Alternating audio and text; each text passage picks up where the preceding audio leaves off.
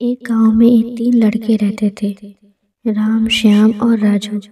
तीनों के पिता काफी अमीर थे। तीनों का बचपन बहुत अच्छे तरह से गुजर रहा था। उनके माता पिता कभी भी उनकी कोई भी मांग को अनदेखा नहीं करते थे। राम के पिता सरपंच थे, श्याम के पिता एक कारोबारी थे और राजू के पिता एक किसान जमींदार थे।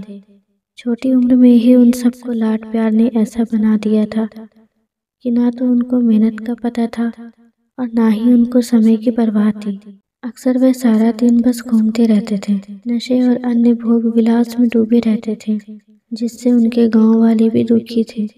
सरपंच और बड़े लोगों के बच्चे होने के कारण उनकी कोई शिकायत कर पाने की हिम्मत नहीं कर पाता था, जिससे उनका मनोबल और बढ़ गया था। एक दिन उनके गांव में बहुत तेज बारिश हुई, जिससे सब लोगों को नुकसान हुआ। इसमें इन तीनों के पिता भी थे, लेकिन इतना कुछ होने के बाद भी उनके बेटों का वही हाल था। वो बस घूमते रहते, तमाशा करते, भोग विलास करते रहते थे। माँ बाप काफी चिंतित रहा करते थे। ये तीनों भले ही कितने गंदे थे, लेकिन इन तीनों के अंदर एक खास बात थी, जिसकी पहचान किसी को नहीं थी और उनको खुद को भी पता नहीं था। राम एक बहुत अच्छा नेता प्रतिपक्ष था, क्योंकि अपने पिता के पास रहते हुए उसको इसका काफी ज्ञान हो गया था, क्योंकि उसके पिता सरपंच थे। श्याम भी इस तरह से बिजनेस की समझ रखता था, क्योंकि उसके पिता एक कारोबारी थे। और राजू खेती का काम जानता था, क्योंकि उसके पिता जमींदार थे। पर अपनी गलत कामों की वजह से उन सब ने अपने इन टैलेंट पर ध्यान ही नहीं दिया, जो कि उनकी सबसे बड़ी कमजोरी थी। इस तरह से इनकी बदमाशियों को देखकर इनके पिता उन्हें सीख देने की सोची।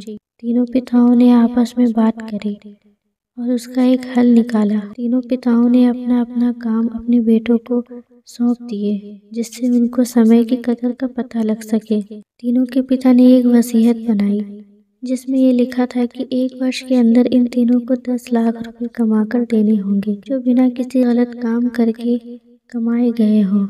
और तीनों को अलग अलग स्थान पर रहना था। इन तीनों को 5-5 लाख रुपए भी दिए गए, ताकि उनको अपना काम स्टार्ट करने की दिक्कत ना हो। पहले तो सब खुश हो गए कि हम आज़ाद हो गए, हमको पैसे मिल गए, और ऐसा सोच के इन्होंने फिर से काफ़ी समय मौज मस्ती करने में लगा दिया। इस तरह से 6 महीने बीत गए और इनका काफ़ी सारा नुकसान भी हुआ। एक दिन अचानक उनको एहसास हुआ कि अगर हम शर्त हार गए तो हम अपनी जायदाद खो बैठेंगे।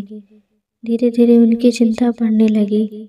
एक दिन वो इसी उधर धुंध में एक पार्क में बैठे थे और कुछ डिस्कस कर रहे थे कि उनको एक छोटी सी लड़की मिली।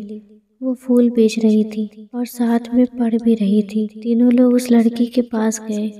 तभी राम ने लड़की से बोला, बेटी आपकी उम्र क्या है? तो लड़की ने जवाब दिया कि मैं 12 साल की हूँ। अंकल इतना सुनते ही राम ने आश्चर्य से पूछा कि आप इतने छोटे होकर के खेल नहीं रहे हो? पर लड़की ने जवाब दिया कि मेरे पापा अब इस दुनिया में नहीं हैं और माता बीमार रहती है, इसलिए मैं ये काम करती हूँ। ये सुनकर राम ने अपना पर्स निकाला। उसके पास जो भी पैसे बचे थे वो उस लड़की को देने लगा।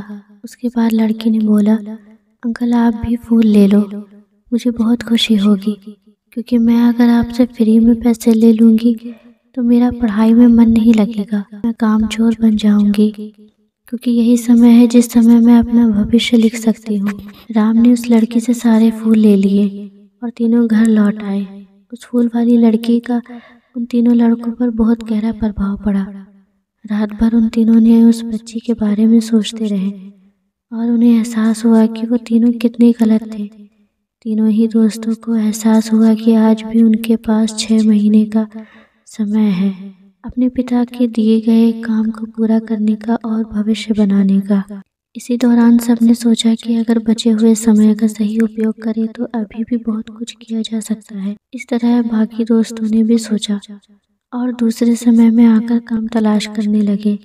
पर उनके शर्त में एक शर्त ये भी थी कि उनको जो भी काम करना है वो अपनी पहचान बताए बिना करेंगे, जिससे ये साफ था कि उनको काम नहीं मिला। और जब काम नहीं मिला तो उन्होंने सोच लिया तो अब वो अगर कुछ भी करेंगे तो अपने गांव में जाकर ही करेंगे। भले ही उनके पिता कुछ भी सोचें, लेकिन फिर भी अपने गांव में जाएंगे और अपने गांव में कुछ नए काम करेंगे, भले ही उनको अपने पिता की वसीयत ना मिले। तीनों लड़के अपने गांव में फिर से आए और अपने अपने पिताओं से जाकर के मिले और उन्होंने अपने अनुभव के बारे में बताया और बोला कि वो आगे से ऐसी गलती नहीं करेंगे और वो उन्हें माफ़ कर दें। लेकिन पिता तो शर्त पे ही अड़े थे। लड़कों को कोई दया नहीं मिली। तीनों को फिर से दुख हुआ कि तीनों को अपनी गलती के एहसास होने के बाद भी उनके पिता उनका सपोर्ट नहीं कर रहे हैं और फिर से वो रात भर सोचते रहे कि अब क्या किया जाए। तीनों ने मिलकर एक स्कीम निकाली। राम अपने मित्रों के साथ में मिलकर लोगों की प्रॉब्लम को सुलझाने लगा, जिससे उसको गांव की समस्याओं का ज्ञान हुआ। इसी तरह श्याम भी गांव के विकास के लिए नए नए तरीके सीख गया और राजू को किसानों और बीजों का ज्ञान हो जाने से उसको काफ़ी फ़ायदा हुआ। तीनों ने मिलकर अपने बाकी पैसों को सही ढंग से सही जगह लगाकर गांव को एक नया रूप दे दिया। उनकी कड़ी मेहनत से गांव के लोग क्या, दूसरे शहरों के लोग भी उनकी तारीफ करने लगे। उनका गांव तरक्की करने लगा। नई तकनीकों के कारण हर वर्ग के लोगों से उनका जुड़ाव होने लगा और एक समय आने के बाद उनके पिताओं ने भी उनको माफ़ कर दिया। इस तरह से दोस्तों, उन तीनों को समय की कीमत का अंदाज़ा हुआ कि पहले वो कितना समय बर्बाद कर रहे थे, लेकिन अब जब से उनको समय की कीमत का अंदाज़ा हुआ, तब से उन्होंने समय को बर्बाद नहीं किया और काम करके पैसा कमाया, नाम कमाया और ये सीखा कि ईमानदारी से ज़िंदगी कैसे जीते हैं। दोस्तों, कुल मिलाकर कहने का मतलब यही है कि आप सभी समय को बर्बाद ना करें। अगर ये समय आपके हाथ से निकल गया तो कुछ नहीं कर सकते हैं। और हाँ, समय के पास इतना समय नहीं है कि वो आपको दोबारा समय दे। समय बर्बाद करने का हज़ारों तरीका है, लेकिन आप ऐसा कोई तरीका चुनिए जो आपकी ज़िंदगी बदल दे, इस समाज की ज़िंदगी बदल दे, इस देश का भविष्य बदल दे। मुझे उम्मीद है कि ये स्टोरी आपको अच्छी लगी होगी। स्टोरी अच्छी लगी हो तो like, share and channel subscribe ज़रूर करें।